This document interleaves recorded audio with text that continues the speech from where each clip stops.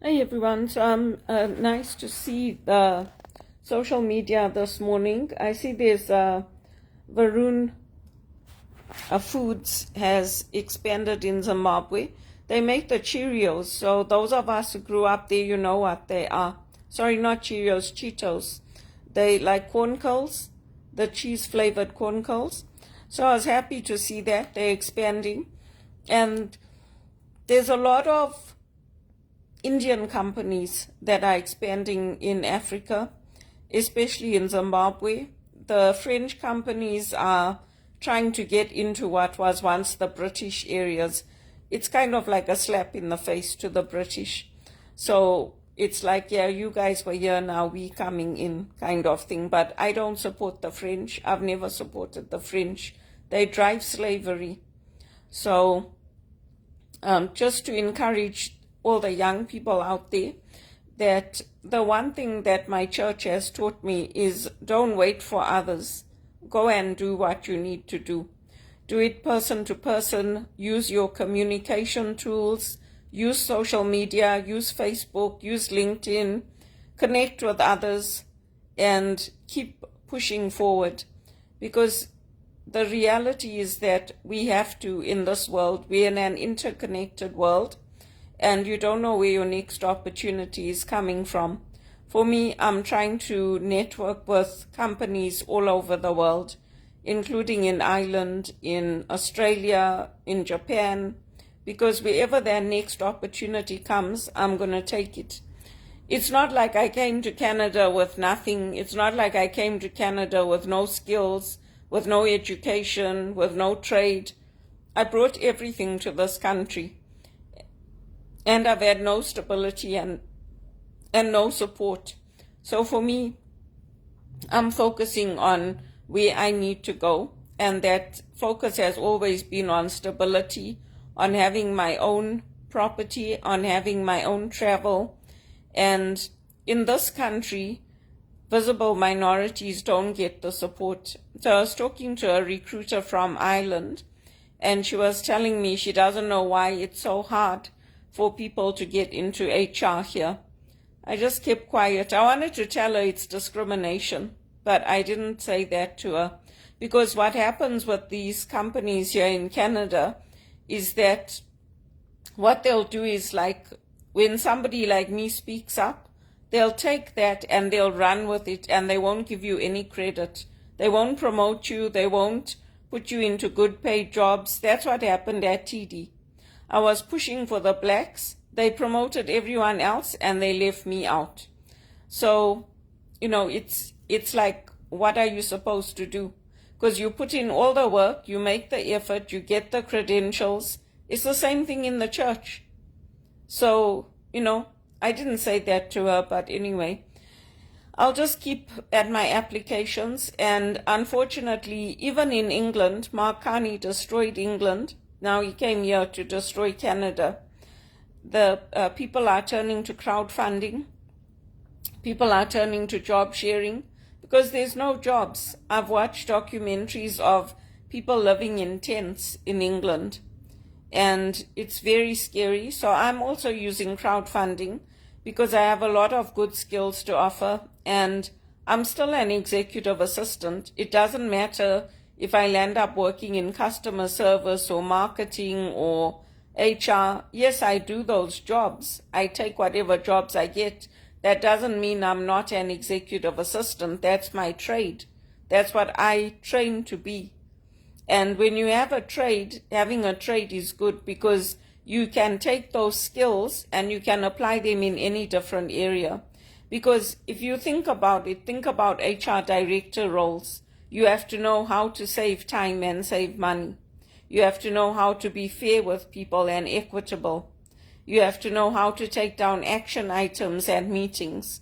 You have to know how to organize those meetings, whether they are virtual meetings or in-person meetings. You have to know how to take care of logistics, marketing. Those are all skills that I learned in my executive assistant training, bookkeeping, accounting. I took all those courses in my executive assistant training. So I take those skills and then I apply them whether I'm working as a customer service representative or front desk or HR director roles on boards. I've worked on 2 boards here in Canada, Wildlife Preservation Canada and Greener City. I've dealt with fundraising. I've dealt with governance, the revisioning, revamping of an organization's plans. The visioning is like your overall goals, like what you are aiming to do. It's like a broad picture. If you take a whiteboard and you say, this is what my ultimate goal is. For me, I never had any ultimate goal other than having a stable job, some stability in my life, and my own property. I never wanted any of this. Like even having a pool and all that, I could have had that in Zimbabwe. I didn't have to come here to have it. It's just that with the political situation, there were no jobs, and that's why I came here. So that's why if I get a job somewhere else, like even all these Indian companies that are there, if they hire me, I'll go. Because I don't like how the French people treat me. They're slave drivers. That's what they are. Look at what Justin Trudeau did. He looked after his own people. Quebec gets all the benefits. Quebec gets whatever they want to do. They look after Alberta and they look after Quebec. And what about the English-speaking people? What about us? So it's very, very upsetting for somebody like me. And I mean, people are not giving up. People in Toronto are not giving up. But many people are leaving. Many people are using crowdfunding. And so I'm doing the same. And if you know anybody that can help, share my link, pass it on. I know sometimes people think I'm joking about what teleperformance does to me. I'm not joking. I'm not joking. It seems unbelievable that they actually let me go because they couldn't fix my ID to log into work, and that they're saying I'm failing basic tests of how I speak and my grammar and typing and, all these things. I mean, anybody would think it's a joke and laugh at it, but it's not. It's not a joke. That's what they did to me, and that's what they're doing to hundreds of us in Canada. And usually, mainly, it's visible minorities. So it's very, very unfortunate, and it's very sad because it's not like India is not a powerhouse. India and Africa are powerhouses on their own, and then you come here, you think you're coming here for a better life, and you land up broke, you land up always begging for money, begging for jobs. And the stupidity of what the French do is that they're always looking to cut costs. That's all they care about, cutting costs and making more profit. They don't care about the people working for them. They don't care about looking after your families. That's where Mark Carney changed England. Because in England, when I was there, they cared about people. They don't let people go in England usually.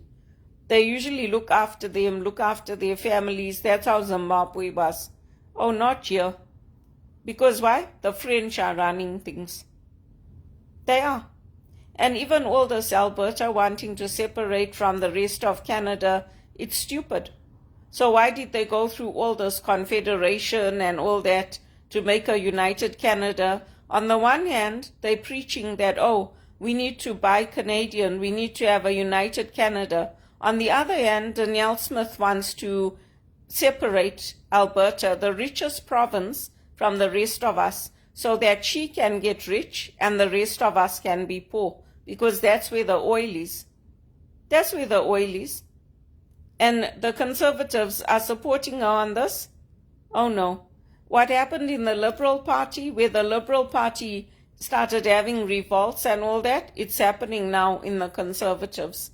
Because that's not what the Conservatives used to stand for. It's ridiculous. Our government is a joke. Some of these MPs that started in other parties like NDP and Liberals and Conservatives, some of them, they left the Conservatives and NDP and they joined Mark Carney. Then after that, they had the election, the by-election. It's supposed to be the opposite. So anyway, that's all I can say. Don't wait for other people. If you want to develop a social media presence, go out and start doing it. It was scary for me also when I started. I didn't want to do it. I used to tell the Maxwell team, I don't like it. I don't want to put videos out on social media. I don't want to put myself out there.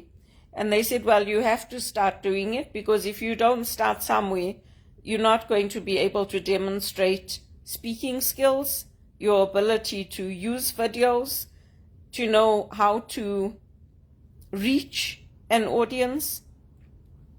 So that's how slowly I started doing it. And now I do it often. And now I'm confident in it. But this is the future. And if we don't adapt and we don't change, we're going to be left behind. That's basically it. That's basically it. So I would encourage others to do it. Yes, we can pray, but prayers are also effective. But we have to also take action. We have to do it. We have to do it. Otherwise, we're going to land up like these Mexican places and all that, full of drug-infested cities. You won't even be able to go out and go for a walk. Like, all the corruption and all that will come here if we don't take a stand. And for me, I'm tired of it. I'm tired of being treated like I'm a stupid person, like I didn't graduate, like I don't know what I'm doing, like I have no manners, I don't know how to do a sale. Oh, and lo and behold, the worst of all, I don't have fluency. I don't know how to talk. So God knows how I lived for the last 55 years. Because clearly, I don't know how to talk.